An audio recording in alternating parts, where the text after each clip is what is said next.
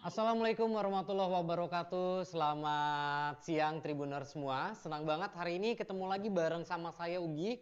Dan spesial banget hari ini kita di acara webinar series bersama dengan Coca-Cola Amatil. Dan juga hari ini kita sudah kedatangan 3 narasumber yang sangat spesial banget untuk Tribuners semua, terutama buat saya juga. Kita akan perkenalkan satu-satu narasumbernya. Itu ada Pak Dr. Randes Edarwan, SEMSI, selaku Kepala Dinas Pariwisata Lampung. Selamat siang Pak Edarwan. Selamat siang Mas, Assalamualaikum. Waalaikumsalam, salam sejahtera, salam sehat selalu Pak Edarwan. Amin. Ya, dan yang berikutnya kita ada Mas Gali Sedayu selaku CEO Ruang Kolaborasi Indonesia Creative City Network. Halo, selamat siang Kang. Ya, selamat siang. Selamat siang. Semuanya, Pak Edarwan. Ya. Siang. Siap, Yogi, sehat. semuanya Yogi, makasih. Oke, dan yang terakhir nih ada special ladies. Ada Ibu Eli Lestari Rustiati MSC selaku pendamping Desa Wisata Akademisi Unila. Selamat siang Ibu. Selamat siang. Pak Edarwan, Mas Gali, selamat siang. Selamat siang Bu, Assalamualaikum. Waalaikumsalam, Tabik Pun. Ya pun. Ya pun. Dan saya juga mengucapkan selamat siang buat Tribuner semua dan juga buat para peserta webinar series ya. Hari ini kita ada webinar series yang bertemakan pelatihan wirausaha 2020 menuju Desa Mandiri Lestari Creative Tourism. Nah, selamat siang buat seluruh peserta. Dan sebelumnya saya akan menginformasikan untuk rundown webinar kita hari ini. Itu yang pertama, kita nanti akan ada sambutan dari Pak Edarwan selaku Kepala Dinas Pariwisata Lampung, dan nanti akan dilanjutkan dengan Bu Eli Lestari yang akan memberikan materi seputar desa wisatanya, dan juga nanti ada Mas Gali Sedayu yang akan memberikan materinya juga. Nah, kita langsung saja ke acara pertama, sambutan dari Bapak Dr. Edarwan SEMSI selaku Kepala Dinas Pariwisata Lampung. Waktu dan tempat kami persilakan Pak. Baik Mas Ugi, terima kasih atas kesempatan waktu yang diberikan kepada kami. Pada Bu Eli, senang banget nih bisa bersama. Kemudian Mas Gali, alhamdulillah kita bisa bertemu dan saya diberikan kesempatan untuk menyampaikan sedikit rasa bangga saya mungkin atas nama Kepala Dinas. Pertama, kami melihat bahwa acara ini sangat bermanfaat sekali di dalam kerangka besar kita membangun pariwisata Lampung. Dan saya melihat pertemuan kita pada hari ini sebenarnya pertemuan masuk dalam kelompok pentahelix ya. Karena pariwisata itu harus dibangun bersama. At least ya pendekatan pentahelix harus dan hukumnya wajib. Salah satu diantaranya adanya tribun. Nah, ini tribun sebagai media tentunya yang tidak kalah penting nih. Jadi di dalam membangun pariwisata itu government, media, akademisi, Bu Eli, kemudian pelaku atau asosiasi itu harus menyatu. Nah, jadi di dalam acara pada hari ini saya melihat ini adalah satu kerangka pendekatan pentahelix di dalam pengembangan wisata, khususnya desa wisata. Dan oleh karena itu sekali lagi terima kasih ke Mas Ugi, media, Bu Eli dan Mas Galih. Kita bisa bersama-sama untuk membahas mengenai potensi desa wisata. Jadi atas nama pemerintah, Mas, tentunya harapan kita adalah kebersamaan kita semua yang peduli dengan pariwisata. Lebih-lebih di era yang saat ini lagi mau berlari, mau terbang, udah kena COVID. Ya, alhamdulillah, artinya pada hari ini tertatih-tatih kita mulai untuk bisa berdiri, mulai belajar jalan lagi. Mudah-mudahan waktunya tidak terlalu lama. Karena ada yang bilang bahwa COVID ini pertama terdampak itu adalah sektor pariwisata dan akan pulih mungkin yang terakhir. Nah, itu kata-kata yang saya kurang senang itu, Mas Ugi. Siapa? Pertama kena oke, tapi kita harus menjadi yang awal untuk bangkit. Nah, itu harapan kita seperti itu. Amin. Karena di era sekarang ini siapa yang mendahului untuk bangkit, mudah-mudahan dia akan memimpin pasarnya gitu loh. Mudah-mudahan nih. Amin, amin. Jadi dari kemarin kita webinar, kita diskusi membicarakan mengenai pariwisata dan hari ini lebih spesifik desa wisata. Nah, di sini saya mungkin tidak mampu untuk bicara lebih banyak tentang bagaimana desa wisata karena di sini ada pakarnya yaitu Bu Eli, pendamping desa yang saya yakin lebih banyak memahami praktik di lapangan. Beliau sebagai akademisi, tapi juga tidak saja sebagai akademisi, tapi lebih kepada mendampingi. Nah, ini memang yang kita butuhkan. Jadi pendampingan tentunya hal yang mutlak untuk kita bisa membangkitkan potensi desa wisata kita. Baik mengenai packagingnya, potensi desa wisata cukup banyak, cukup ada ya. Tapi kalau tidak di-package dengan baik, tidak dikemas dengan baik, ya tidak menjadi daya tarik. Nah, untuk menjadikan sesuatu daya tarik di desa wisata itu tentunya adalah upaya packagingnya, pengemasannya. Nah, di sini peran daripada pendampingan sangat mutlak diperlukan. Mungkin lanjutnya Bu Eli dan teman-teman sekalian, kami berharap bahwa kerjasama kita seperti ini terus berlanjut, karena potensi desa pariwisata kita sangat banyak nih Mas Ugi, Mas Galih. Jadi memang butuh pemerintah, butuh dukungan teman-teman untuk bisa bagaimana mempercepat proses. Di sini data yang ada pada kami, perkiraan saja baru ada 131 desa yang memang membutuhkan sentuhan tangan-tangan bijak Bu Eli dan teman-teman, dan juga membutuhkan sentuhan intervensi pemerintah untuk melengkapi hal-hal terutama terkait dengan infrastruktur. Nah, jadi sekali lagi kami merasakan bahwa seminar kita, webinar kita ini sangat bermanfaat bagi daerah. Oleh karena itu kami memberikan apresiasi yang tinggi kepada teman-teman, kepada Tribun yang menginisiasi program ini. Kami yakin ke depan akan jauh lebih optimal.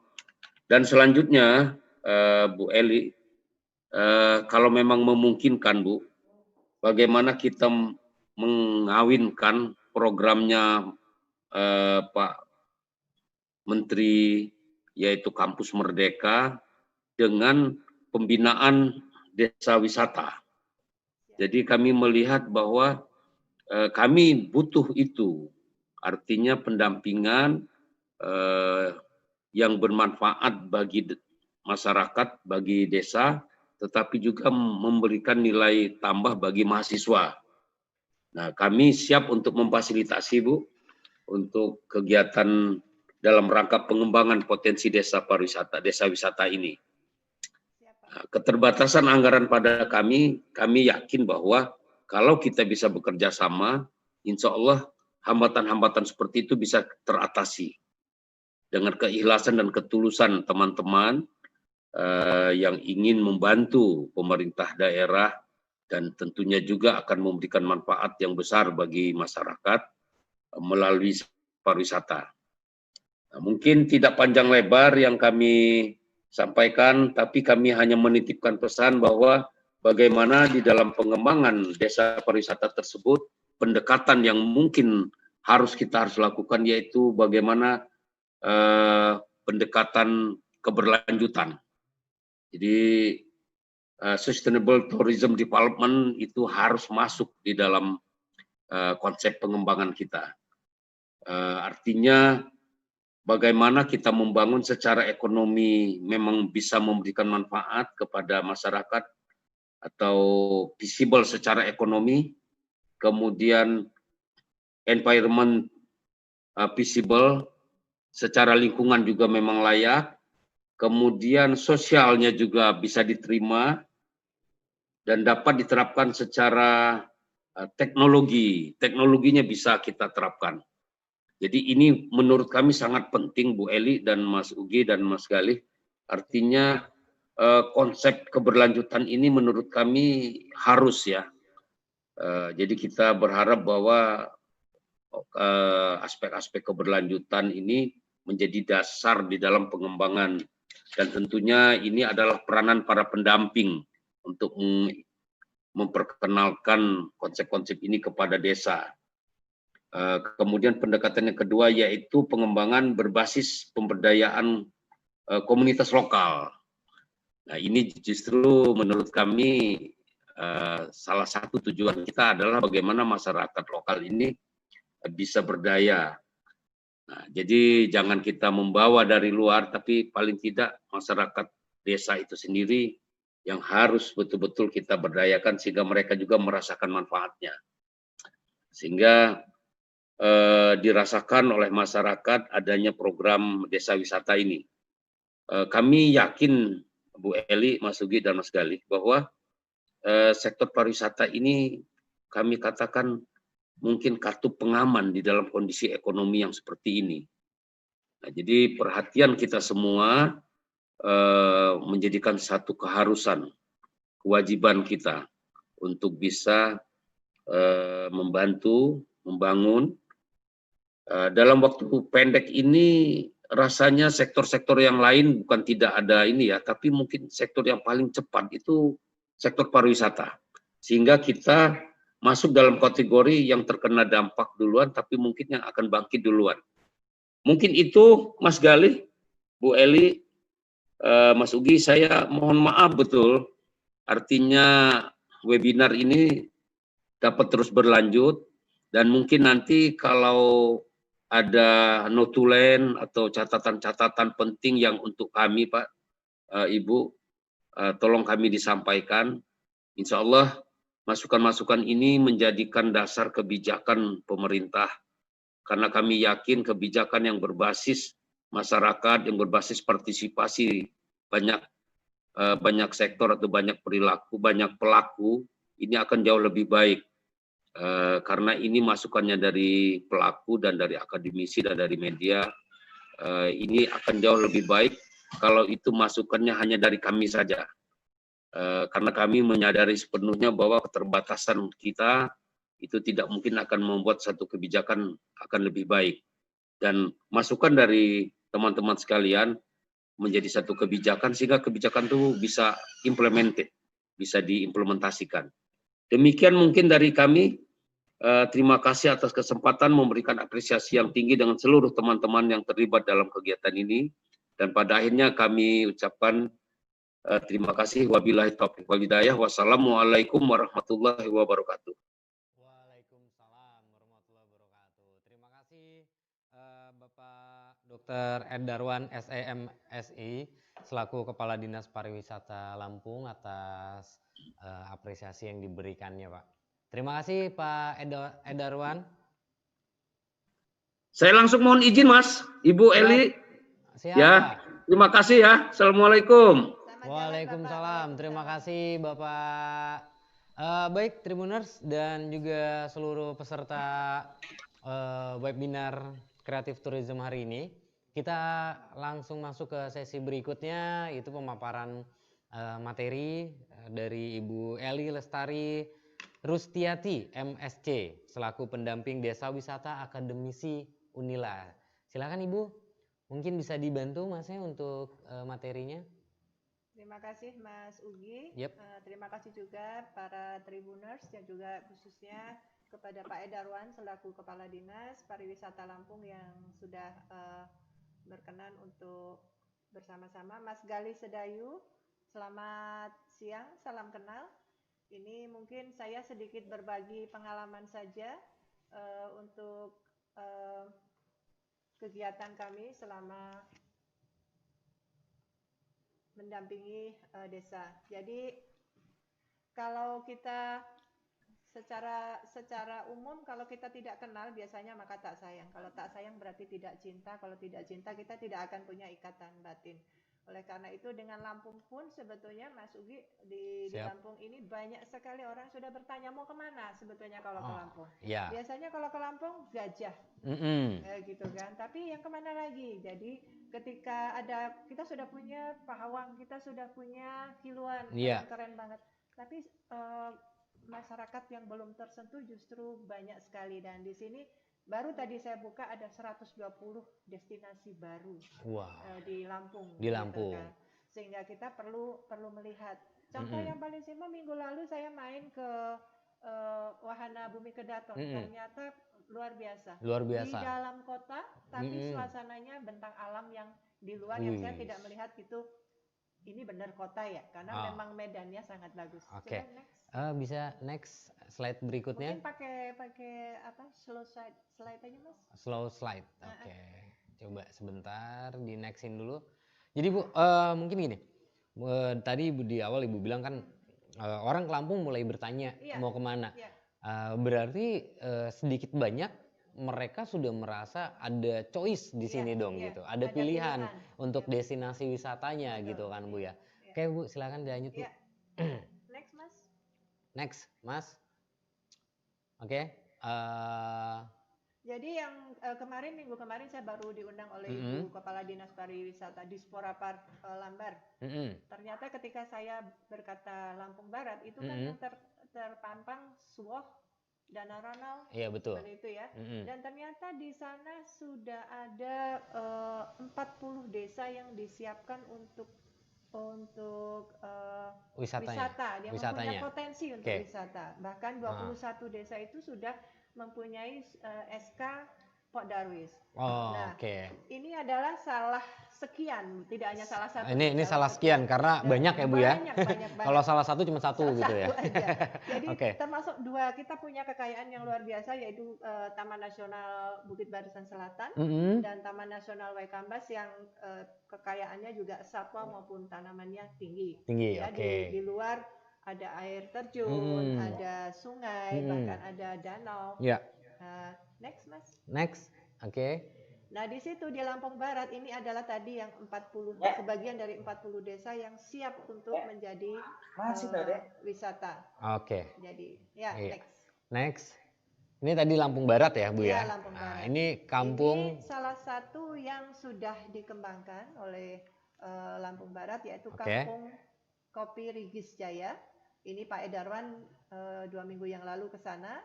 Bahwa di sana sudah menjadi destinasi untuk tidak hanya minum kopi, tidak hanya kafe, tapi juga untuk belajar bagaimana menanam kopi, memanen kopi, menyeduh kopi, dan menikmati suasana di sana yang luar biasa alamnya ya. Termasuk saya merasa sudah itu belum sampai ke negeri di atas awan, sudah merasa ya. Tinggi. Ini mungkin teman-teman ataupun juga peserta bisa melihat slide-nya ya. Ini karena di kita slide-nya tidak berjalan ini.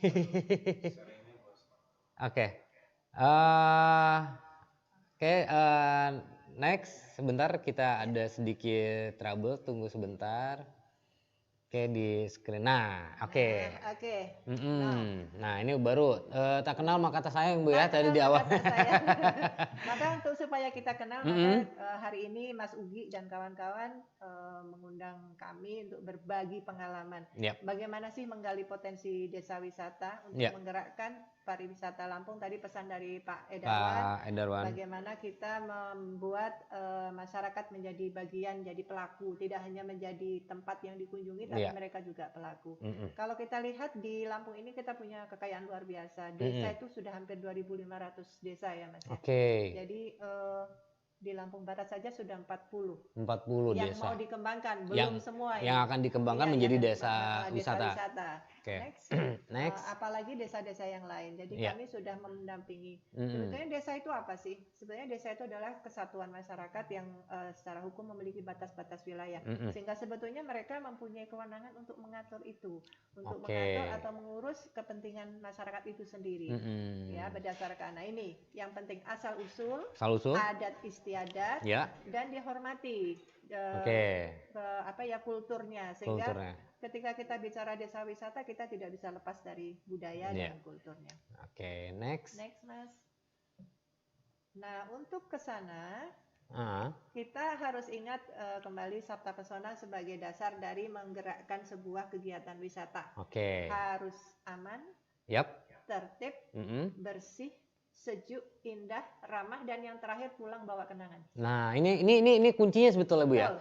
Karena di mana ada kenangan pasti akan timbul ingin repeat gitu, mengulang untuk ke situ. Kembali dan cerita kepada teman. Promosi dari mulut ke mulut itu lebih kuat dibandingkan promosi dari berbagai media. Jadi ketika saya pernah ke misalnya ke Bumi Kedaton, dia cerita ada apa di sana. Itulah promo yang sebenarnya auto promo yang dilakukan, sehingga kenangan itu tidak hanya untuk pengunjung tapi juga untuk pengelola atau masyarakat yang ada di situ. Next. Nah, dengan dasar Sabta Pesona ini kita bisa menemani teman-teman, salah satunya melalui kelompok sadar wisata. Jadi kelompok yang bisa didirikan oleh warga masyarakat desa setempat untuk melakukan kegiatan pariwisata. Pariwisata itu bisa bermacam-macam. Kadang-kadang kita begini Mas, kalau saya mau bikin desa saya menjadi destinasi wisata, dia harus membangun sesuatu. Saya harus sampaikan di sini bahwa untuk membuat sebuah desa menjadi desa wisata itu tidak harus melakukan apapun. Apa yang dimiliki desa itu bisa menjadi modal. Nah, menggali potensi ini yang penting. Ada yang potensinya misalnya yang paling simpel di desa di Lampung Timur ada Braja Harjosari. Itu tidak usah diapa-apakan, berbatasan langsung dengan kawasan konservasi Waikambas Taman Nasional Waikambas. Sehingga itu sudah menjadi sebuah potensi masyarakat akan datang, mana sih desa yang berdekatan dengan kawasan, kemudian mereka melakukan kegiatan-kegiatan seperti nanti akan saya sampaikan kegiatan keseharian itu bisa menjadi hal yang menarik, karena seperti kita orang kota nanam padi itu jarang, mau nanamnya juga di mana gitu. Kalau di sana udah bosen kan? Di sana bosan. Mungkin kayak sedikit dipotong Ibu, sorry. Mungkin kayak ada yang kalau di desa itu kan ada yang namanya pesta rakyat itu, pesta tanam gitu kan ya. Nah itu juga panen raya kayak begitu itu bisa jadi satu potensi wisata juga ya. Dan kalau menurut dari Ibu Eli sendiri untuk di Lampung kan ada potensi itu untuk sekali. Karena kita sangat majemuk masyarakatnya. Kemudian kegiatannya juga saya melihat sudah berkunjung di beberapa desa itu mereka kemudian punya keunikan sendiri, Mas. Makanya yuk kita lihat selanjutnya. Next. Ini contohnya, contoh nih Braja Harjosari. Ini adalah salah satu desa. Ini nggak ada yang dibangun loh, Mas. Coba kita perhatikan, naik kapal melihat sunrise, melihat sunset. Itu buat turis mancanegara dengan hanya berbekal kamera sudah mendapatkan suatu kecintaan. Nanam padi. Ketika mau ada orang nanam padi kok, aduh Bu, bosen saya nanam padi tiap hari. Tapi bagi turis atau wisatawan mancanegara itu sesuatu yang baru. Untuk saya pun sesuatu yang baru. Dan itu mungkin tadi yang di Sabta Pesona tadi itu kenangannya di situ gitu ya Bu ya. Kenangannya di situ ketika main air, main lumpur. Dan ketika dia masuk di lumpur itu tidak gampang. Salah satu hal yang simpel adalah misalnya, kenapa nanam padi harus mundur? Ya sudah, kamu maju dulu. Itu simpel sekali. Ketika maju ternyata yang ditanam dia diinjak sendiri kan. Itu teknik-teknik seperti itu, kearifan lokal itu ternyata mereka, oh begini, sangat sulit untuk mundur, nanam dan itu pusing. Kemudian ada kesenian tradisional. Kesenian tradisional seperti tari Lampung, tari Bali, itu juga bisa menjadi wisata. Paket wisatanya apa? Ikut belajar menari, ikut belajar main gamelan, menggunakan pakaian tradisionalnya. Tidak usah terlalu lengkap, tapi menggunakan misalnya kain yang khusus dari kain Lampung, kain Bali. Kemudian juga makan bareng, yang mungkin istilahnya bacaan. Bacaan ya. Ini makan bareng dengan pemilik rumah, karena kita ada homestay. Membajak di sawah. Itu sesuatu yang tidak perlu dibayar sebetulnya. Terima kasih sudah dibantu membajak, tapi mereka membayar untuk itu. Tapi ada keseruan sendiri di situ ya Bu ya. Dan ketika seperti Braja Josari adalah salah satu desa yang berbatasan langsung dengan kawasan, mengambil foto, itu berburu satwa dengan kamera, itu menjadi sebuah sensasi tersendiri. Jadi kita mengajarkan untuk tidak berburu satwa, tapi berburu foto satwa. Siap. Berarti ini desa cukup menarik ya Bu ya. Cukup menarik ya. Berarti dengan mengandalkan keasriannya, justru itu yang menjadikan satu nilai jual untuk destinasi wisata ya Bu. Yang menarik adalah itu kalau ada di tengah ini ada yang minum jamu. Oh, ada juga di sana. Karena ketika mau menanam padi, mau membajak sawah, diberitahu nanti bajumu kotor. Aku nggak bawa ganti baju, berarti saya harus beli. Ayo diajak ke pasar. Wisata pasar tradisional. Ketika mereka di pasar kita lepas, dia nanya, ini apa? Ini jamu. Dan ternyata minum jamunya mereka lebih suka daripada kita. Kita brotowali misalnya Mas, nggak bisa minum terlalu pahit. Mereka dengan santainya biasa aja gitu ya. Karena dikasih tahu itu untuk anti repellent, untuk insect repellent, untuk anti nyamuk gitu. Nah ini menjadi paket itu juga paket kunjungan ini pasar tradisional. Berarti sangat banyak sekali yang bisa digali ini sebetulnya. Ini satu desa. Kita lihat desa yang lain Mas. Next. Ada desa yang lain. Labuan Ratu 7, ini juga di Lampung Timur. Mereka minta ke saya, Ibu aku tidak mau hanya datang, tapi aku pengen mereka belajar, sehingga mereka lebih mengarah kepada edukasi. Maka di sana ada membuat bata. Ternyata saya membuat bata itu tidak gampang. Ketika mereka ada tadi yang permintaan Pak Edarwan untuk memberdayakan mahasiswa dan siswa, dan ternyata mereka dapat kunjungan untuk kerja praktek, praktikum lapangan, dan semuanya dilakukan di desa tersebut. Jadi ketika mereka datang, ada yang menemani ini, misalnya memanen melon, memanen semangka, kemudian menari tarian Lampung. Mereka bahkan membuat flash mob. Jadi kalau ada tamunya diajak menari bareng, flash mob 3 menit. Dan itu ternyata pulang ceritanya beda. Kenangan itu tadi yang terangkat. Dan di sana ada rumah konservasi yang mereka menyerahkan lahan kepada kami Universitas Lampung untuk dibangunkan rumah kecil untuk yang disebut rumah konservasi yang sebagai pusat kegiatan. Jadi kalau ada tamu di situ, dan itu sangat menarik sekali. Salah satunya adalah pembacaan cerita Badak Tak Bercula yang dulu pernah berkeliling naik sepeda. Next lagi Mas. Ini banyak contohnya. Banyak contohnya mungkin ini beberapa contoh. Beberapa contoh dari desa wisata yang memang berpotensi di Lampung ya Bu ya. Betul. Ini bagaimana dengan batik Lampung? Ternyata mereka ada. Tadinya ini hanya pengrajin batik murni. Kemudian ketika datang ke saya, Ibu tolong bantu saya untuk untuk bisa menjadi wisata, paket wisata. Dan ternyata paket wisatanya apa Mas? Lagi membatik. Ketika membatik, karena saya orang konservasi, coba batiknya gajah, batiknya badak. Nah ternyata ketika mereka membuat badak Sumatera atau gajah Sumatera, mereka banyak yang tertarik dari teman-teman yang peduli konservasi kan, sehingga mereka bisa ikut membantu menggunakan desain khusus yang berbasis konservasi. Dan ini sudah seperti kita lihat Bapak Presiden sudah menggunakan batik yang dari Mas Dayat ini dari Kampung Batik Negeri Sakti, batik tulis Andanan. Langsung Mas. Next.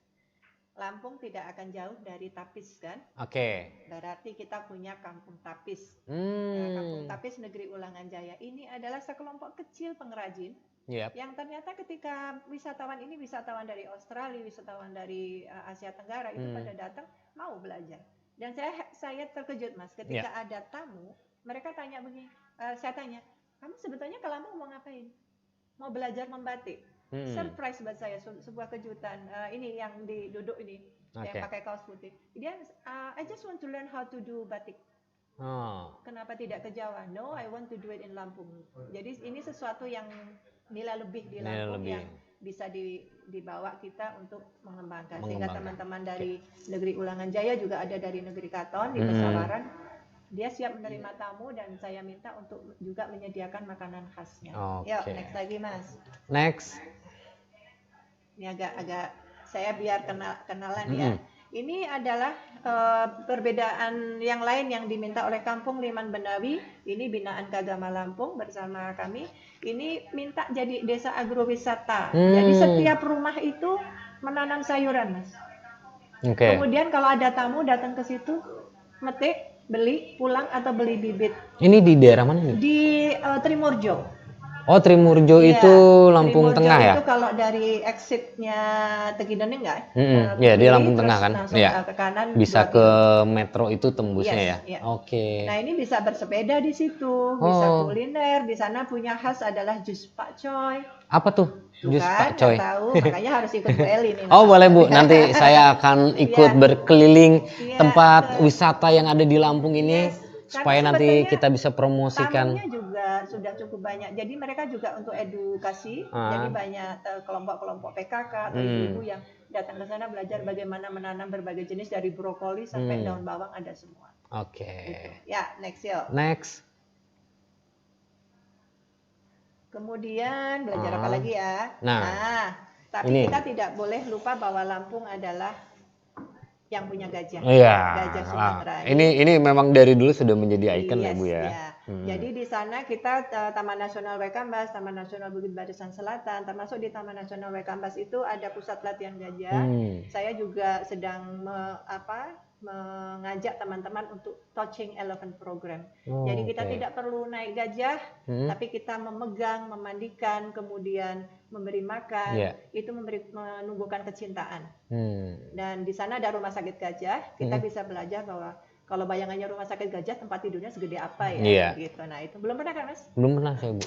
Harus ke sana. Jadi kami membuat sebuah tradisi kalau di rumah sakit gajah harus jump picture. Itu supaya foto yang melompat ini antusiasme kita untuk konservasi gajah Sumatera. Ini di daerah mana? Sorry Bu. Di Taman Nasional Waikambas. Di Waikambas. Kemarin saya ke sana kok saya nggak lihat yang rumah sakit ini. Harus ajak saya. Oke, berarti saya salah jalan waktu itu ya. Ada di pusat latihan gajah masuk terus di situ. Jadi biasanya nanti akan dijelaskan di sanalah perawatan kemudian pemeriksaan rutin gajah-gajah yang ada di pusat latihan gajah. Yuk, lanjut. Jadi sebetulnya nggak usah diapa-apain, Lampung ini sudah cantik sendiri. Ya, karena beragam ininya Bu ya. Kemajuannya luar biasa dan itu belum termasuk makanannya. Nah ini nih kalau bicara makanan ini saya agak sedikit lebih concern ya Bu. Karena akan apalagi gratis Bu. Kami galakkan makanan karena ketika ada pandemi COVID-19. Wisata ditutup Mas, sehingga mereka ibu apa yang bisa kami lakukan? Salah banyaknya nih, karena banyak ya banyaknya adalah mengetengahkan jenis-jenis kuliner yang cukup unik di setiap desa. Contohnya ini di 2 desa ini ada keripik pare ini. Saya belum menemukan keripik pare di tempat lain. Ya pare itu pahit loh. Ini nggak pahit. Oke. Belum pernah kan? Iya, yang pahit nasib teman saya sih Bu. Sudah, itu hidupnya. Ada ikan asap, kemudian ada dan berbagai macam jenis makanan yang memang ini tradisional betul-betul buatan rumahan. Tapi kemudian kita dampingi dengan kemasannya harus dibaguskan, labelnya dibaguskan sehingga mereka bisa meningkatkan. Ada nasi tiwul seperti itu. Kemudian, sorry nih Bu, saya potong. Ini di daerah mana Bu? Yang ini di Lampung Timur, di Braja Rejosari dan Labuan Ratu 7. Jadi di Braja Rejosari itu selain memang memberikan destinasi wisata yang cukup natural. Iya. Di situ pun juga ada destinasi kulinernya juga berarti. Yes. Oke. Dan kami juga mengarahkannya lebih untuk karena mereka ingin berbasis konservasi. Jadi seperti gantungan kunci gajah. Tadinya mereka tidak bentuk gajah. Nanti bisa nggak bikin gajah, bikin badak? Ternyata mereka sanggup. Dan itu sudah banyak untuk yang berminat gitu ya. Batik juga gitu Mas. Batik ini mereka sekarang kan tidak terlalu banyak nih yang membutuhkan batik karena kita daring. Jadi biasanya tidak terlalu banyak berteman. Tapi saya daring tetap jaga penampilan Bu. Iya, biasanya cuma pinggang ke atas ya. Tapi tetap saya jaga penampilan Bu, daring juga. Nah, ini salah satu inovasi yang kami sarankan adalah membuat selendang. Jadi kalau ada tamu selendang, ini contohnya misalnya tamu untuk Unila misalnya dibuatkan dengan logo dan ternyata mereka sanggup. Gitu. Ini yang dari Pesawaran tadi itu ini ya? Ini dari batik dari Labuan Ratu 7. Oh, jadi ini ada 2. Oh, Labuan Ratu 7. Justru ini beda lagi tempatnya. Ya, karena yang ini adalah destinasinya Labuan Ratu 7. Salah satu paketnya adalah belajar membatik. Batik tulis juga. Ya, siap. Lanjut ya. I see. Nah, buat sebelum kita lanjut nih, buat Tribuners semua ataupun juga buat para peserta yang mengikuti webinar series hari ini, apabila ada yang ingin ditanyakan, boleh nanti kita akan buka sesi pertanyaan setelah nanti Mas Gali memaparkan materinya. Kita akan ada sesi tanya jawab, bisa langsung ke kolom komentar di Zoom-nya. Ya, oke. Lanjut Bu. Ya. Nah, kemudian pertanyaannya tadi Pak Edaran juga sudah pesan bagaimana nih cara menggalinya. Salah satunya adalah dengan berbasis edukasi. Oke. Ini adalah kita membawa mahasiswa, pertukaran mahasiswa, kemudian memperkenalkan, kemudian seperti di Wekambas kita sudah melakukan setiap ada tamu diajak untuk menanam tanaman pakan gajah, menanam tanaman pakan badak Sumatera seperti itu. Kemudian kalau bisa dilihat di sini ketika mereka berkunjung pas ada kerusakan yang diakibatkan oleh gangguan gajah, itu mereka bisa melihat dampaknya seperti apa. Sehingga, seperti yang ini ya. Oke. Kemudian mereka juga akan belajar bahwa kearifan lokal dari masyarakat adalah kami hidup berdampingan dengan gajah, jadi kami harus bisa menerima risikonya, namun bantu kami untuk bisa terus melakukan kegiatan ekonomi. Seperti itu. Oke. Ya, Mas. Dilanjut. Next. Ini kuliah ini Mas. Ini kuliah ya, iya. Saya senang kok Bu. Saya emang senang mencari ilmu Bu. Jadi ini salah satu turis ini Donna dari Australia yang sangat dia sudah bilang, Ellie I will come back bring my daughter. Boleh. Nanti kalau dia datang ajak saya Bu ya. Siap. Kalau dia kembali ke sini ajak saya. Iya. Dia nanti ke sini mau sama anak perempuannya. Nah ini gawat ini. Betul. Betul. Ya enggak, maksud saya kan nanti saya temenin anak saya laki Bu, gitu. Ya saya temenin bukan sama sayanya Bu. Tapi kalau ini nggak apa-apa juga sih. Nah ini edukasinya adalah dengan mereka menggunakan pakaian tradisional dan mereka sangat menghargai ketika ternyata berat ya. Ternyata tidak mudah memakai ini seperti dan panas dan ketika diceritakan kebanggaan kami ketika menggunakan pakaian tradisional ini adalah sebuah edukasi. Kemudian diceritakan oleh teman-teman pembatik ataupun pengrajin tapis. Artinya apa? Ya, ada sejarahnya di situ ya Bu. Ya, ada budaya di baliknya. Dan hal yang paling simpel adalah sebetulnya memperkenalkan bahasa Lampung, Mas. Makanya saya selalu ketika mereka datang diajarkan terima kasih. Terima kasih itu bahasa Indonesia. Bahasa Lampungnya apa? Terima kasih gitu kan. Tulisannya seperti apa? Seperti ini. Kita buatkan kartu sehingga kartu itu dibawa pulang. Jadi mereka mengenal huruf-huruf atau aksara Lampung tanpa harus duduk berlama-lama. Mereka sangat gimana cara mengucapkannya, dan itu adalah pengenalan budaya edukasi yang paling simpel. Ya, lanjut. Oke, lanjut.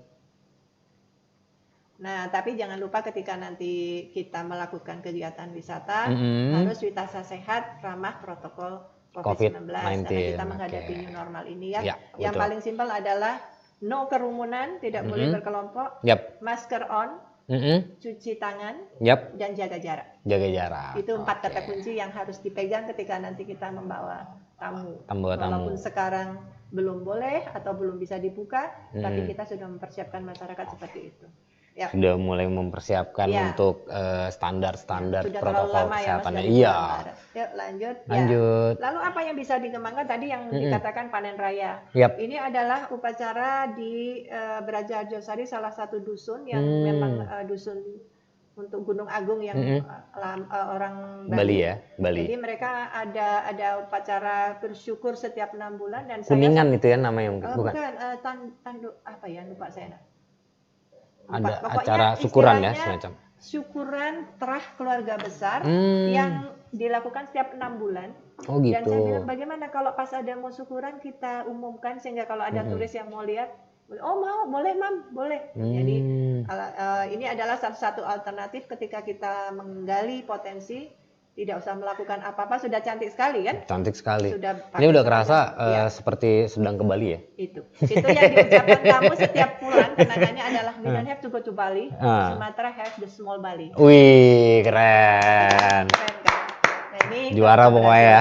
Jadi mereka sekaligus ke Sumatera, bisa ke Bali, bisa ke Lampung, bisa ke Jawa. Ya, itu yang ingin kita bangun di situ supaya mereka, dan ternyata itu ucapan betul-betul yang diucapkan oleh terus, we don't have to go to Bali, in Sumatra we have small Bali di sini. Padahal ini cuma satu dusun. Saya bukan turis juga, tadi saya ngucapin itu, Bu. Yes. Berarti harus datang. Coba nanti saya ke sana. Oke, next. Nah, apa yang bisa kita lakukan untuk bisa menggali desa wisata ini, potensi desa wisata adalah satu, kita harus tidak bisa sendiri. Tadi seperti disampaikan Pak Edwan juga adalah kerja bersama atau bermitra. Kita harus pandai-pandai promo konten. Ini tadi kan saya sebenarnya promo nih. Promo konten saya ya. Sudah terdampak ke Mas Ugi. Kemudian testimoni itu penting. Jadi setiap ada tamu saya minta mereka untuk menyampaikan testimoni baik dalam bentuk tulisan maupun video. Kemudian sampaikan di media sosial. Mereka saya minta aktifkan ke Facebook ataupun ke Instagram atau ke media sosial yang lain. Kemudian menjalin kerjasama dengan pemerintah, dengan media sosial seperti media cetak seperti Tribun. Kemudian mereka harus bisa mandiri. Saya memesan itu, pesan itu yang paling penting, mandiri. Jangan bergantung menunggu kawan untuk membangunkan, tapi lebih kepada mandiri. Aku bisa.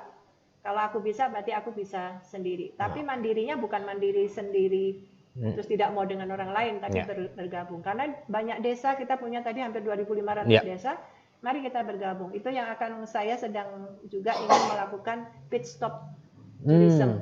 Jadi kalau mau main ke gunung kemana, kalau mau main ke laut kemana, seperti itu. Dan tidak boleh bohong, aku nggak mau bilang-bilang kok di sana ada wisata, nanti nggak mau ke tempatku lagi. Tapi kita bermitra dengan desa, sehingga kalau mau makan keripik pare di Labuan Ratu 7, tapi kalau mau makan ikan asap di Braja Harjosari. Itu ya.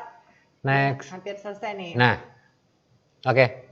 Dan komunikasi, koordinasi wajib. Ini termasuk dengan teman-teman sahabat gajah, ini Mas Yayan dan kawan-kawan dengan Tribun, itu harus ada komunikasi, terus ada saling memberikan masukan sehingga pekerjaannya tidak saling tumpang tindih, tapi lebih bersinergi. Next. Terus Mas, di akhir kata kita hanya bisa bilang bersama kita bisa. Mantap. Terima kasih. Terima kasih. Terima kasih buat Ibu Eli Lestari, pendamping Desa Wisata Akademisi Unila. Memang luar biasa banget ya Tribuners. Saya sendiri juga takjub loh. Ternyata desa wisata di Lampung itu cukup banyak dan variatif banget. Punya konten-konten menarik di setiap desanya. Itu luar biasa banget. Tribuners, kita langsung ke panelis berikutnya. Ada Om Gali Sedayu, Om. Masih di mute kayaknya. Ya, Om. Halo Mas Ugi. Ya, silakan monggo Om dilanjut dengan materinya dari Om Gali Sedayu nih Om. Ya, Mas Ini seru banget kayaknya bahasannya hari ini. Izin share screen ya. Yap. Bentar. Ini bisa nggak saya jadiin hostnya ya? Jadiin host. Tadi pertama-tama terima kasih tadi buat Ibu Eli ya. Jadi saya juga jadi banyak belajar. Saya udah lama ya, hampir 7 tahun gitu nggak ke Lampung. Jadi pas ngelihat kan banyak foto-fotonya itu, saya jadi tertarik. Ini sebenarnya Bu Eli ini cara promosi yang baik sebenarnya begitu, dengan bercerita dan dengan secara visual ya gitu. Dan itu sudah dilakukan, maksudnya belusukan banget lah begitu ya. Nah ini Ini hanya berbagi aja. Sebentar, ini masih di disable saya. Oh, mau share screen? Iya. Bisa dibantu? Dijadiin ini aja, saya tolong dijadiin admin. Oke, sudah Om. Ya, oke ya. Oke, sebentar. Iya, ini udah kelihatan? Siap. Udah ya. Ya ini Siap. sebenarnya apa ya? Ini kan karena saya dapat posternya gitu ya, publikasinya ini tentang menggali potensi desa wisata ya. Jadi ini sebenarnya bagian dari pelatihan wirausaha kreatif tourism. Nah, ini saya cerita sedikit sih. Sebenarnya kalau saya sih kerjaan sehari-hari ya pasti berhubungan dengan kreativitas lah gitu ya. Kebetulan punya perusahaan kecil yang bergerak di bidang kreatif collaboration management. Lalu di organisasi saya juga bergabung di Indonesia Creative Cities Network. Jejaring kita ada sekitar 220 kota dan kabupaten seluruh Indonesia. Lalu juga ada beberapa buku yang saya terbitkan dan beberapa pekerjaan lah gitu. Nah ini membangun desa wisata itu kalau saya menganalogikannya itu kayak menumbuhkan pohon ekosistem gitu ya. Jadi sebenarnya cuman kalau misalnya bedanya kalau saya tinggal di Bandung, kalau dulu itu kita banyak bikin programnya itu bukan ke wisata desanya tapi ke kampung kreatif, kira-kira seperti itu. Tapi sebenarnya sistem, metodologi, cara semua apa segala macam semestinya harusnya bahasanya sama gitu. Nah, apa itu pohon ekosistem? Jadi kita membagi ekosistem dimanapun ya, entah itu desa wisata, entah itu kota, entah itu kampung, itu ada empat hal yang utama. Jadi yang pertama itu ada ekosistem riset dan pengembangan. Nah ini perannya dari sekolah, kampus gitu ya, komunitas riset, lembaga. Nah kalau menurut saya kayak Bu Eli ini sebenarnya ya pasti punya kemampuan ini karena nggak mungkin lah gitu ya tadi menjadi pendamping bisa menyelaraskan program-programnya kalau memang tidak ada tim yang bergerak di bidang riset dan pengembangan. Lalu yang kedua itu sumber daya manusia. Nah ini kan di desa ini kan pasti ada petani, ada pengrajin, ada pemandu wisatanya, ada kelompok ibu-ibu, aparat keamanan, itu semua sebenarnya bagian dari ekosistem sumber daya manusia. Lalu yang ketiga itu ekosistem produk atau jasanya. Ya itu tadi macam-macam, tiap desa itu kan punya keunikannya ya masing-masing. Jadi ada yang produk atau jasanya punya kerajinan, ada produk kreatif, ada hasil pertanian, homestay-nya, transportasinya, jasa pendukung. Tadi misalnya di Kampung Gajah ya tentunya gajahnya yang menjadi produk atau jasanya dan lain sebagainya. Lalu yang terakhir ya ekosistem pasar gitu ya, jadi marketnya. Jadi misalnya katakanlah ada festival di sana gitu ya, ada konferensi, ada museum wisata, ada toko wisata, sehingga di ruang-ruang itu terjadi kegiatan yang sifatnya transaksional, kira-kira seperti itu. Nah ini tentang ekosistem. Nah lalu sebenarnya sebelum kita membuat program apapun itu, entah itu desa wisata atau apapun, sebenarnya kan pentingnya menentukan tujuan ya. Jadi goals kita, arah kita itu mau kemana gitu. Seperti kita mau berpergian gitu kan, itu juga pasti tahu gitu rencana tujuannya kemana. Nah ini bisa dikaji dari 3 hal ini. Jadi ada yang kita lihat dari sisi visibility-nya atau technical-nya, lalu ada desirability-nya atau human, dan viability atau secara bisnis. Nah ini nanti yang menentukan tujuan itu tergantung goals-nya dari stakeholder, ekspektasinya seperti apa.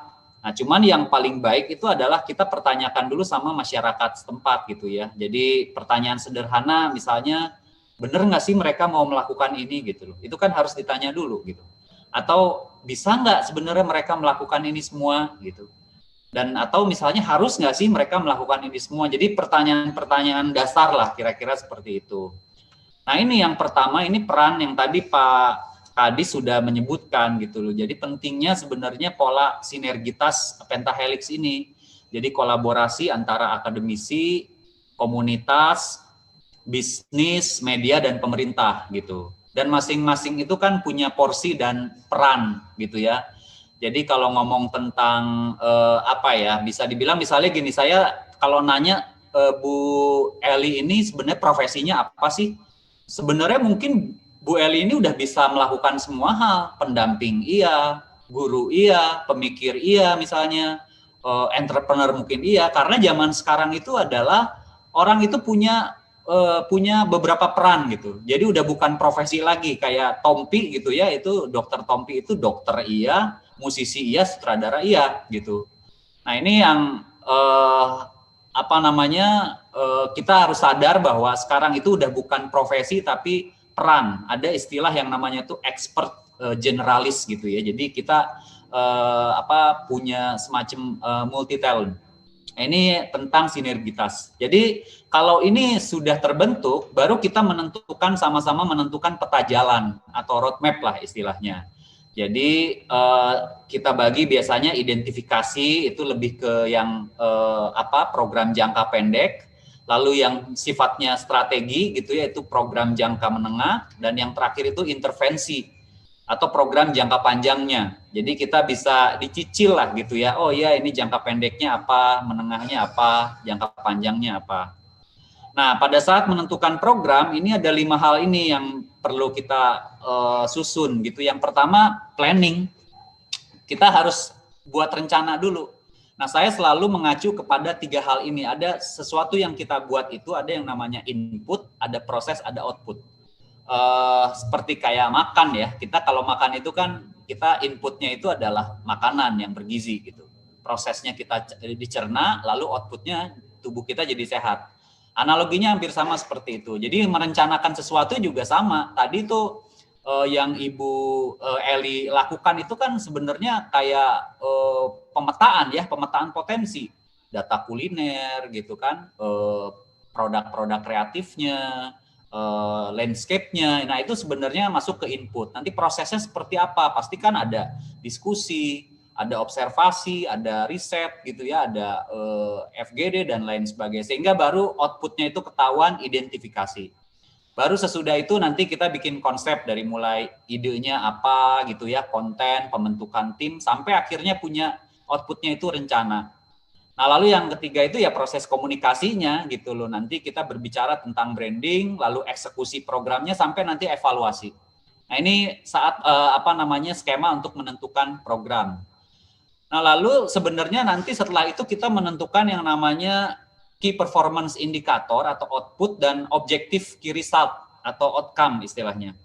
Jadi misalnya kita tentukan ini targetnya jumlah wisatawan yang ke desa wisata berapa nih gitu. Misalnya ada 1 tahun misalnya 100.000 misalnya ya gitu. Nah, tapi nanti itu kalau jumlah wisatawan itu istilahnya masih KPI atau Key Performance Indicator. Nah, tapi kalau OKR atau Objective Key Result itu udah bukan jumlah wisatawan, tapi pendapatan ekonominya.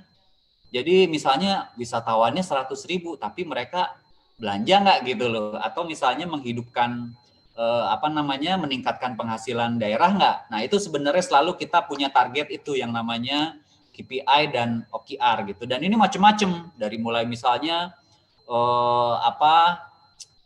jumlah pelaku usaha misalnya. Oh, ternyata di satu desa wisata ini ada 1.000.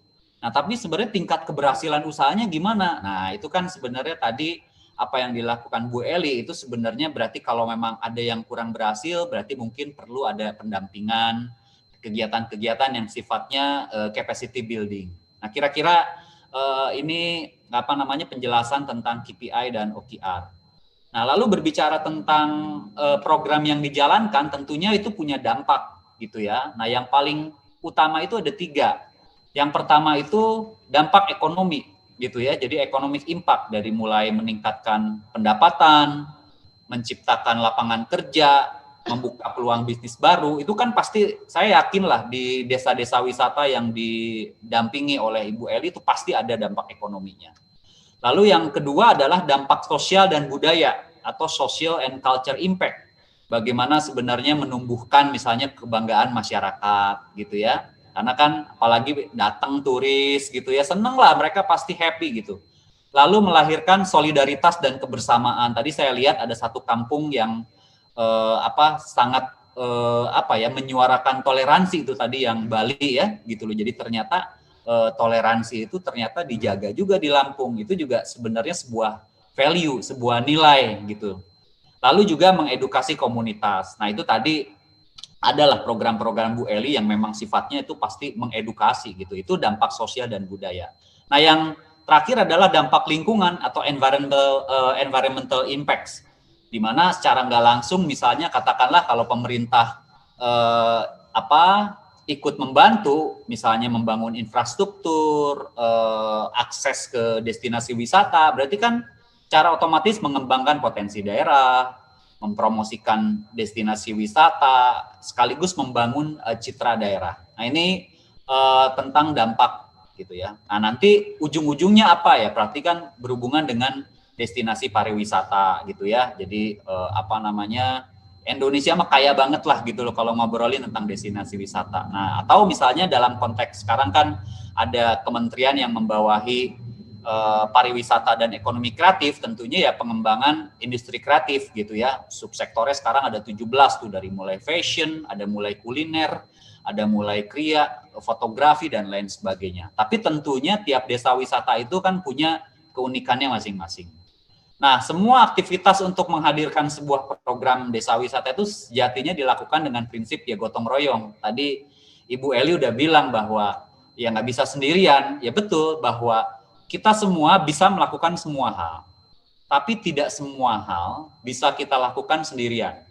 Nah, kita kan sebagai bangsa Indonesia itu yang namanya gotong royong tuh udah dari dulu gitu.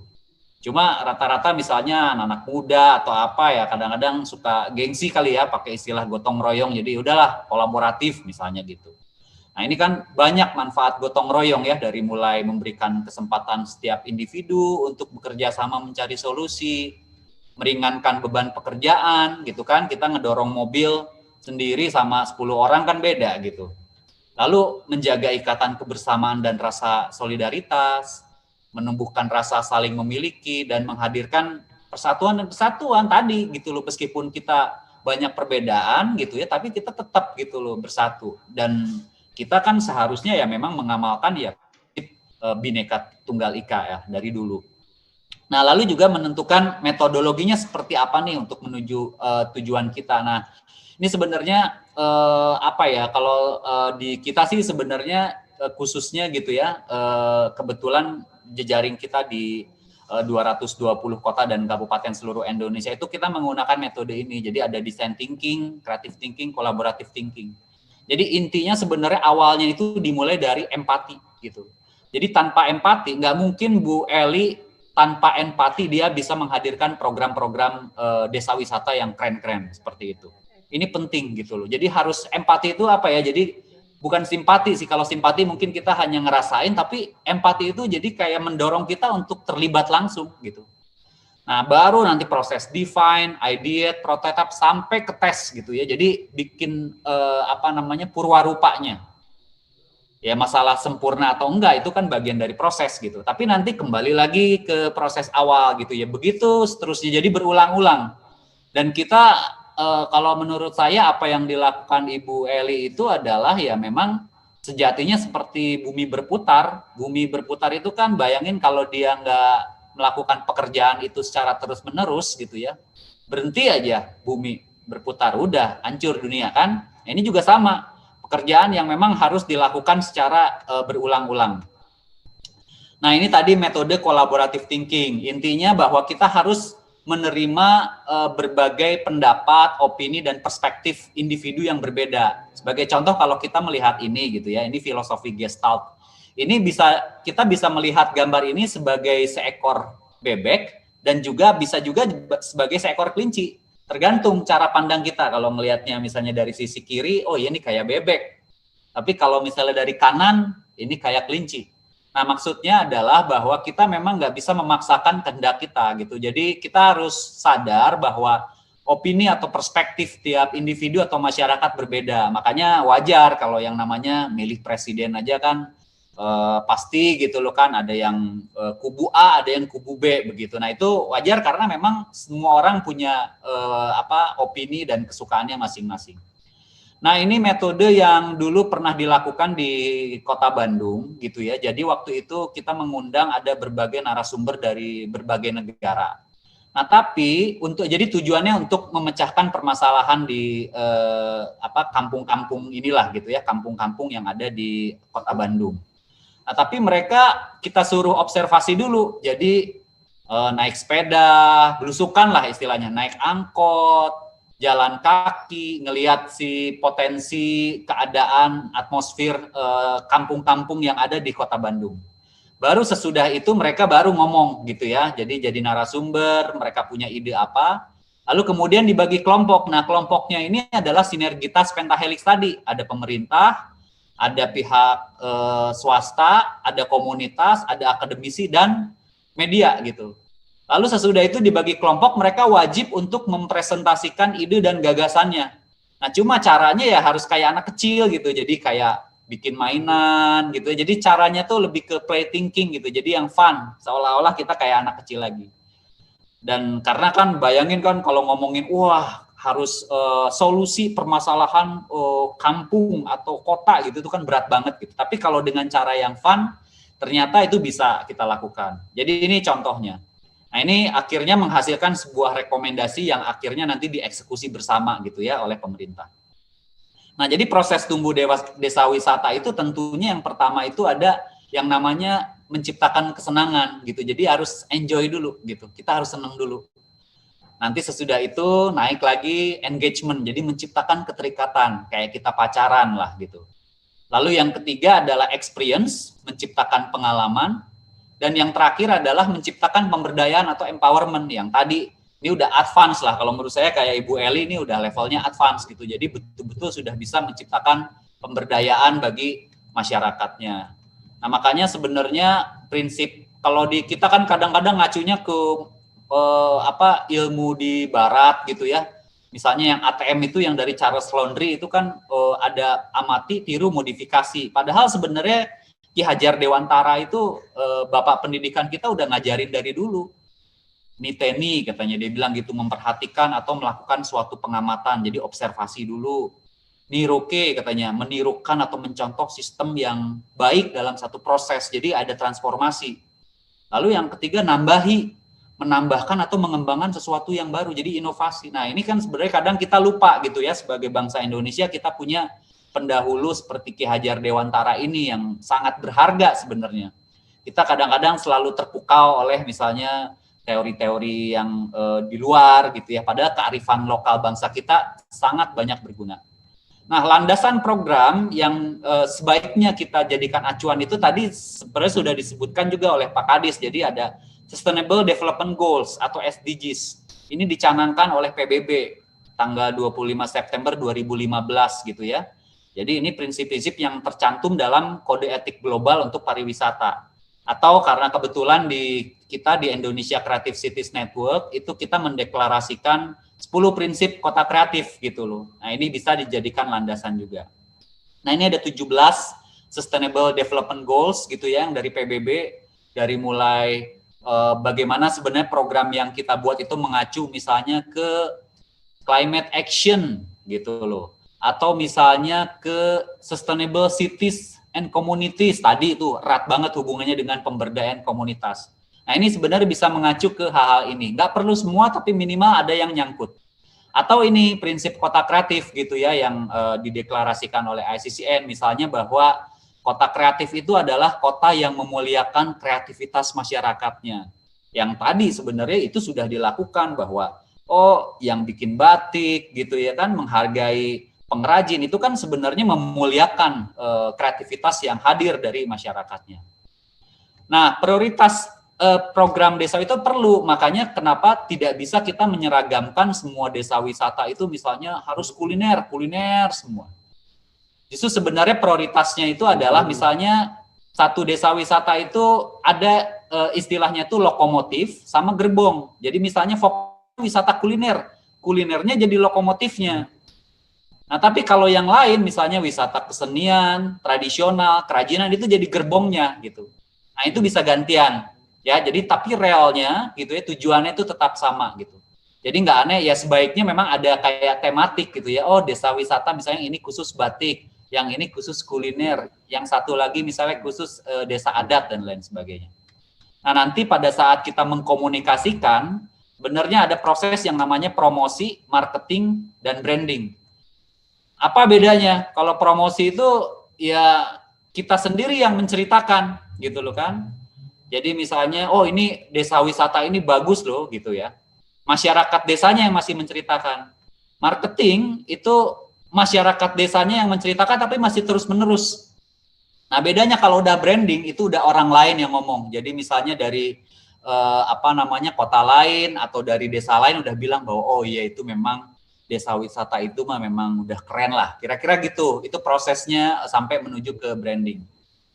Nah, proses membangun desa wisata tentunya ada yang namanya proses rekayasa ya kalau menurut saya. Jadi yang pertama itu adalah rekayasa sosial, yang kedua itu adalah rekayasa fisik. Nah, apa itu rekayasa sosial? Itu membangun hubungan stakeholder gitu ya, si desa wisata itu. Jadi lebih ke connectivity. Nah, tapi kalau yang infrastruktur biasanya ini tugas pemerintah nih gitu. Ini lebih ke rekayasa fisik. Apa yang dilakukan oleh Ibu Eli sebenarnya itu adalah salah satu bentuk nyata dari rekayasa sosial gitu. Community development, placemaking dan lain sebagainya. Prinsipnya secara nggak langsung mungkin Bu Eli udah menerapkan ini. Jadi kalau di kita di Jawa Barat tuh ada silih asah, silih asih, silih asuh gitu ya. Jadi hubungan antara manusia dengan manusia, manusia dengan alam dan manusia dengan Tuhan. Jadi prinsip-prinsip saling menyayangi, saling mengasah ilmu, saling mendampingi gitu ya, itu menjadikan prinsip dasar dari rekayasa sosial. Nah, ini yang saya lakukan di salah satu kampung di daerah Cijaringau, Jawa Barat begitu ya. Jadi waktu itu kebetulan kita ada berencana membuat satu festival ya, waktu itu festival musik internasional.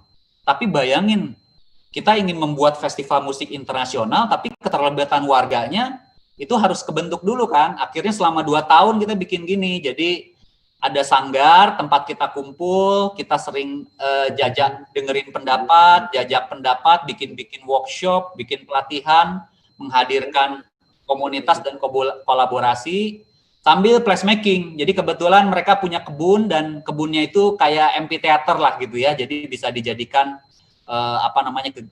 tempat berkegiatan. Nah, sesudah itu akhirnya kita coba bikin prototipe tadi. Jadi ini bikin pasar tradisional buat warganya. Jadi warganya jualan makanan, tapi kita sambil edukasi, jangan pakai styrofoam ya, jangan pakai plastik ya, gitu loh. Makanannya yang sehat ya. Terus kita juga alat tukar pembayarannya juga nggak pakai uang, tapi pakai kayak koin dari bambu. Jadi semua potensi warga di Cijaringau itu kita hadirkan di situ. Udah siap, baru nanti tahun berikutnya kita bikin festival musik gitu. Nah, akhirnya mereka terlibat dan udah siap gitu loh. Nah, ini sebenarnya satu proses gitu ya yang namanya rekayasa sosial. Jadi proses rekayasa ini akan mewariskan jejak. Nah, jejaknya apa? Ya macam-macam. Kayak misalnya ini di Kampung Pasundan itu bayangin anak SD-nya udah diajarin prakarya bikin gereja, bikin masjid, bikin pura. Berarti kan udah diajarin tentang toleransi gitu. Atau ini misalnya di Kampung Dago Pojok itu ada satu ruang publik tembok yang tadinya kotor tapi dibikin mural, kita bareng gitu ya, ngecat sama-sama dan lain sebagainya. Nah, ini sebenarnya program-program yang menghadirkan jejak, sehingga apa aja gitu ya jejak pengembangan desa wisata nanti bisa berupa museum, bisa berupa buku, bisa berupa sanggar, festival, perpustakaan, film, apapun lah gitu ya. Jadi ada yang diwariskan, kira-kira seperti itu. Nah, ini terakhir sih sebenarnya. Jadi jejak karya itu adalah bukti nyata kreativitas manusia, dan kreativitas itu tak akan mampu mengubah dunia, namun ia mampu mengubah cara kita berbagi untuk dunia. Mungkin itu dari saya. Sekian, terima kasih. Oke, terima kasih Kang Gali, sangat menginspirasi sekali materinya. Keren-keren Kang. Oke, buat Tribuners dan juga buat peserta yang tergabung di Zoom, boleh kalau ingin bertanya kita persilakan. karena waktunya juga sudah agak mepet nih untuk ke apa namanya, kita akan ke acara berikutnya sebelum tapi oke, ini ada yang bertanya nih, Mas boleh nanti minta PowerPoint Mas Galih ini enggak ya untuk dibaca-baca lagi. Nah, piye Om? Kita persilakan langsung. Iya, boleh nanti saya kirim ya ke panitia ya. Boleh, nanti saya share ke email aja gitu ya, Kang ya? Iya, boleh. Oke, siap. Nah, berikutnya ini ada pertanyaan lagi dari, sebentar.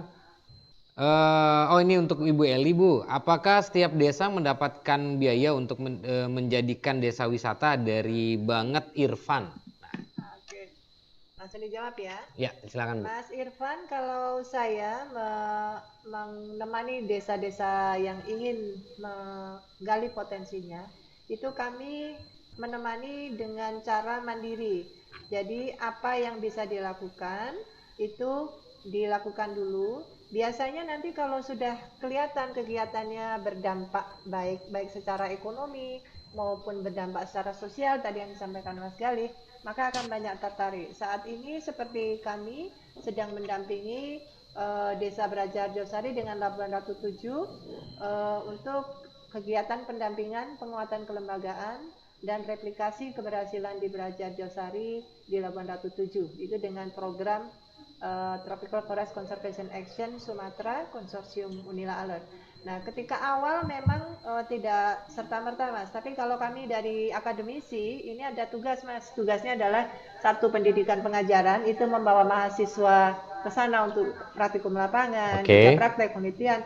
Kemudian kami juga melakukan pengabdian kepada masyarakat. Nah, ini yang kami bawa ke sana sesuai dengan kebutuhan yang diperlukan oleh masyarakat di sana.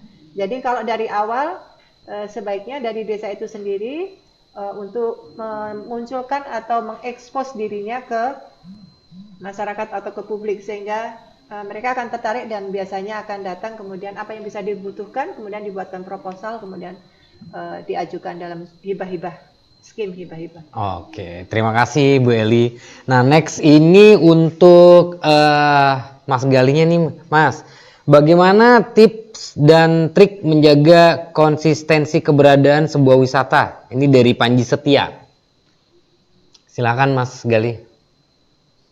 Ya, sebenarnya memang tadi ya. Jadi kadang-kadang itu kan paling sulit itu kan sebenarnya ketika sesudah berhasil dibangun lalu mempertahankan, itu yang memang biasanya paling sulit gitu loh.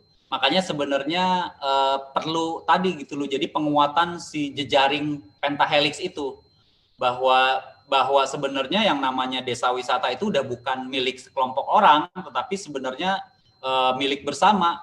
Jadi kalau misalnya itu ikatannya sudah kuat gitu ya, seharusnya kayak pola regenerasi, lalu juga saling membagi peran gitu ya, mengoptimalkan dan bekerja yang lebih efektif, itu sebenarnya pasti secara tidak langsung pasti keberlangsungan itu akan terjaga gitu loh. Tapi sebenarnya memang butuh komitmen, makanya sebenarnya pemerintah juga ya sebenarnya juga harus punya peran yang besar nih di sini gitu loh. Karena bagaimanapun sebenarnya kan memang tadi juga Bu Eli bilang gitu ya, memang yang bagus itu adalah bagaimana membuat si desa wisata itu menjadi mandiri. Jadi jangan sampai karena ada ngebangun desa wisata karena misalnya ada dana gitu loh. Nah, justru sebenarnya tantangannya itu adalah bagaimana si masyarakatnya itu bisa empowerment itu tadi. Jadi dia bisa mendanai si desa wisatanya, bisa mandiri dan tetap berjalan gitu loh. Istilahnya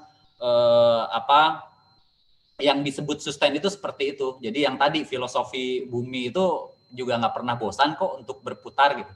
Nah, cuma kita harus ingat bahwa nggak bisa simsalabim abrakadabra gitu. Jadi segala sesuatu itu instan. Jadi kita harus meniru alam. Jadi dari pohon itu kan kita tanam dulu, dikasih pupuk, disiram gitu ya, dirawat, baru jadi gitu. Jadi kalau akarnya sudah kokoh, seharusnya nggak akan mudah tumbang.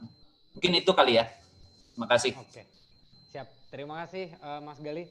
Baik Tribuners, mohon maaf kita tidak bisa bacakan keseluruhan di sesi pertanyaan ini dikarenakan memang waktu juga sudah menunjukkan pukul 14.30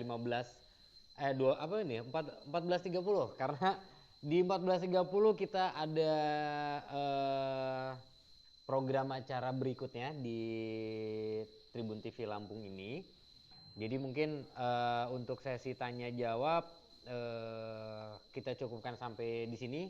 Kita akan ketemu lagi next di bulan Agustus masih di tema Creative Tourism. Jadi buat para peserta nanti yang masih penasaran, ingin bertanya lagi dan ingin lebih tahu lagi seperti apa Creative Tourism itu dan juga seputar desa wisata, mungkin nanti bisa juga dengan Mas Galihnya atau juga dengan Bu Elinya. Ya, sekali lagi saya ucapkan terima kasih banyak buat Mas Galih atas waktunya dan juga materinya yang cukup menarik. Kayaknya banyak banget yang penasaran Mas Galih. Tapi mohon maaf karena waktunya yang cukup mepet. Ya. Izin jadi Mas Galih. Terima kasih banyak buat Ibu Eli juga terima kasih banyak. Buat Bapak Dr. Andes Edarwan SEMSI selaku Kepala Dinas Pariwisata Lampung tadi juga sempat bergabung, terima kasih banyak. Dan juga saya ucapkan terima kasih untuk Dinas Pariwisata Lampung, Kadin Lampung, Perhumas, CSR Forum Lampung, terus Indonesian Shift Association, terus juga ada PHRI, Asita, ITERA, Visip Unila, UBL, Dharma Jaya, Universitas apa nih? Nggak kebaca lagi. Universitas Muhammadiyah Lampung. Dan buat semua para pendukung di acara webinar kali ini, mohon maaf apabila ada kekurangan dari kami. Insya Allah nextnya kita akan perbaiki dan akan lebih baik lagi. Terima kasih sekali lagi untuk para panelis. Terima kasih buat Mas Galih jauh-jauh dari Bandung menyempatkan waktunya untuk bergabung di sini. Iya, nanti kapan-kapan saya kalau ke Lampung mau kontak-kontak Ibu Eli. Siap.